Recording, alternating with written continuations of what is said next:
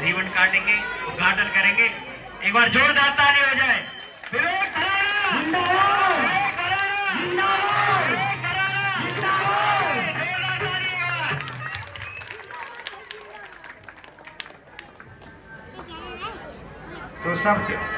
तो शब्द हमारे विवेक भराना जी कुछ कहेंगे। मैं उनका आदर के सम्मान के साथ स्वागत करते हैं।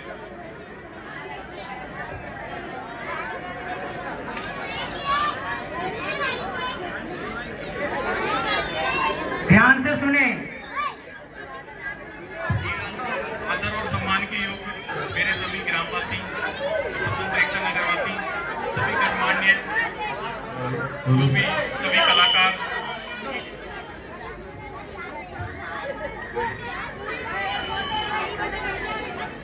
आप सभी को मेरा नमस्कार। और मैं आप सभी को, जैसे कि आप सभी को बताएं कि आज बहुत ही शुभ दिन है और आज से नवरात्रि स्टार्ट हो गए हैं माँ दुर्गा के। और आप सभी को मैं नवरात्रि की हार्दिक शुभकामनाएं देता हूँ। और जैसा कि रामलीला मंच के माध्यम से आज हमारी रामलीला की शुरुआत हुई है, जो हर साल हम सभी ग्रामवासी मिलकर बनाते हैं, उसमें सभी कलाकार भाइयों को शुभकामनाएं देता हूँ, कमेटी मेंबर्स को सभी को शुभकामनाएं देता हूँ। जोरदार।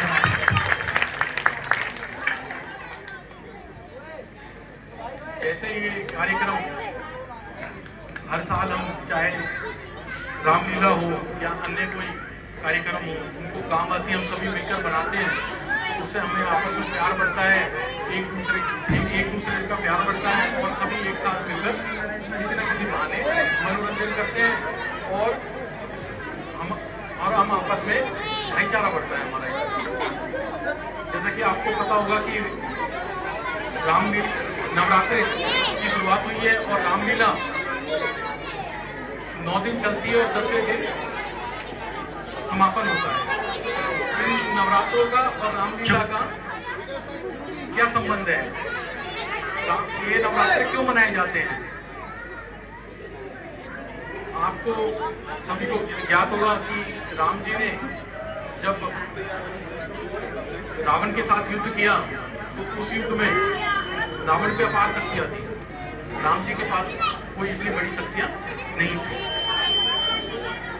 तो किसी बुद्धिजीवी ने, किसी महात्मा ने उनको बताया कि आप इतने बड़े शक्तिशाली व्यक्ति से लड़ाई लड़ रहे हो, कोई असाधारण आदमी नहीं है, उसको हराने के लिए आपको माँ की आराधना करनी होगी।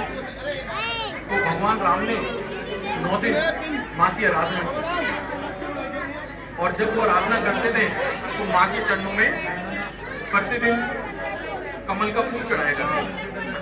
जैसा कि आपको पता होगा कि माँ के चरणों में कमल का फूल चढ़ाया जाता है। तो वो शुरुआत यहीं से हुई थी। जब 9वें दिन माँ उनकी प्रतीक्षा लेने लगी तो माँ ने वो कमल का फूल उनकी थाल में से अदृश्य कर दिया। जब कमल का फूल चढ़ाने की बारी आई तो देखा कि थाल में कमल का फूल था ही नहीं। तो भगवान राम को लगा कि ये कोई माँ कहीं ना कहीं परीक्षा ले रही है और भगवान राम ने अपनी बुद्धि से काम लिया और उनको याद आया कि जब मैं बचपन में छोटा था तो माँ कहती थी कि मेरे राम के कमल के से नैन, तो मेरे जो नैन है ये भी तो कमल जैसे ही हैं, माँ कहती थी बचपन में। तो उन्होंने कमल अपने नैन निकालकर माँ के चरणों में रखे और माँ जगदम्बे, माँ काली बहुत ही प्रसन्न हुई और उन्होंने दर्शन दिए और उन्हें जीत का भगवान राम को जीत का आशीर्वाद दिया। वहां से ये प्रचलन चला। 9 दिन ये जो नवरात्रे हमारे आते हैं दिवाली से 20 दिन पहले, तो ये भगवान राम ने 9 दिन आराधना की माँ ने फिर उनको आशीर्वाद दिया। उसके बाद भगवान राम ने 10वें दिन जब युद्ध लड़ा रावण से, तो उसको धराशायी किया और उसको हराया और बुराई पे अच्छाई की जीत हुई। ये प्रथा यहाँ से चली। और ये कमल का फूल जो चढ़ाते हैं हम नवरात्रों में माँ के चरणों में, वो इसलिए हम चढ़ाते हैं। बहुत बहुत। तो इस रामलीला और इस रामायण के माध्यम से हमें बुराई पे अच्छाई की जीत की, जो बुराई पे अच्छाई पे जीत का कारण हमें पता चलता है कि बुराई कितनी भी शक्तिशाली हो जाए, पर अंत में अच्छाई से जीत जाती, अच्छाई ही जीतती है, ना कि बुराई जीतती है। तो इसी तरह से हमें भी अपने जीवन में इस चीज को धारण करना चाहिए, स्मरण करना चाहिए कि हमें चाहे हम कमजोर हैं लेकिन अच्छाई पे चले। शक्तिशाली बुराई थोड़ी देर के लिए अच्छी तो लगती है या शक्तिशाली तो दिखती है, पर वो बहुत देर टिक नहीं पाती अच्छाई के साथ। तो मैं तो आप सभी को, अपने छोटे भाइयों को, साथियों को यही बोलूंगा कि हमेशा अच्छाई के रास्ते पे हम चले, भगवान राम की तरह। चाहे कैसी भी परीक्षा देनी पड़ जाए, लेकिन हम अच्छाई के मार्ग से डिगे ना। अब ये इस तरह से रामायण के रामलीला के मन से मनोरंजन भी हो जाता है, और हमारे सभी भाइयों को, हमारे बच्चों को एक संदेश भी मिलता है इसी मनोरंजन के बहाने कि बुराई पर अच्छाई की जीत कैसे हुई, और हम अपनी अगली जनरेशन को संदेश दे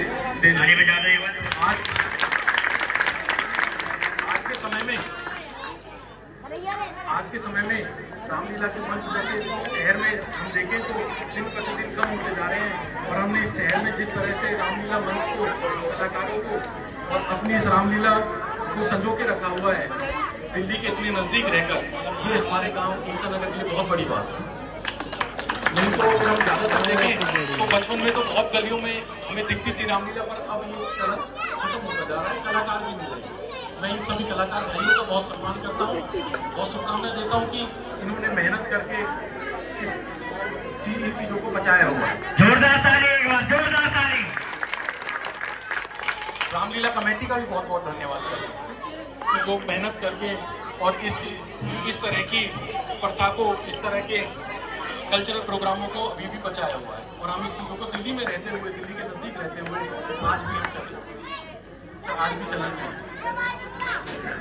नहीं तो अदरवाइज आप देखोगे बहुत जगह पर एलसीडी की रामलीला ज्यादा चलती है, कलाकार अब नहीं, इतने कलाकार, अच्छे कलाकार नहीं रहे। इसी के साथ मैं आपको फिर से एक बार शुभकामनाएं देता हूँ, और जो प्यार आप लोग मुझे दे रहे हैं, बार बार मैं गाँव में मेरा आना रहता है, बिल्कुल मैं ऐसे आ जाता हूँ आपके साथ बीच में जैसे घर से घर में आ रहा हूँ। और आप जोरदार ताली एक बार।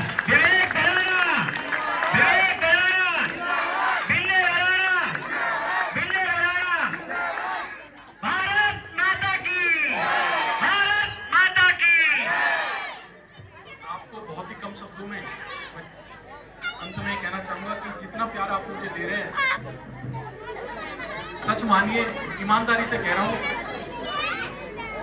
सूद समेत सेवा करके मैं इसको आपको उतारना चाहूंगा। जो मेरे दिल में जोरदार ताली एक बार, जोरदार ताली। बहुत बहुत धन्यवाद। आने वाले समय में आपको पता है चुनावी माहौल है, चुनाव भी आने वाले हैं, उसमें मैं आपसे इसको चुनावी मंच नहीं बनाऊंगा, पर इतना जरूर कहूंगा कि जिस तरह से रामलीला रामायण में अच्छाई बुराई में अंतर बताया गया है, और जो हम सीख लेते हैं चुनाव के समय में भी हम उसी तरह रामायण को याद करते हुए कि अच्छाई और बुराई को तोड़ते हुए हम जो भी फैसला लें, अच्छाई और बुराई को तोड़ते हुए लें। यह ना देखें कि सामने विवेक है, बिंदेसी है या कोई भी हो, लेकिन आप अच्छाई और बुराई को समझते हुए अपना फैसला लें, अपनी सद्बुद्धि से लें। यही मैं एक अंत में कहना चाहूंगा, और आपको दोबारा शुभकामनाएं देता हूँ, नवरात्रों की शुभकामनाएं देता हूँ। जोरदार ताली एक बार। आप सभी को प्रणाम करता हूँ। धन्यवाद, बहुत बहुत धन्यवाद। जोरदार ताली हो जाए एक बार।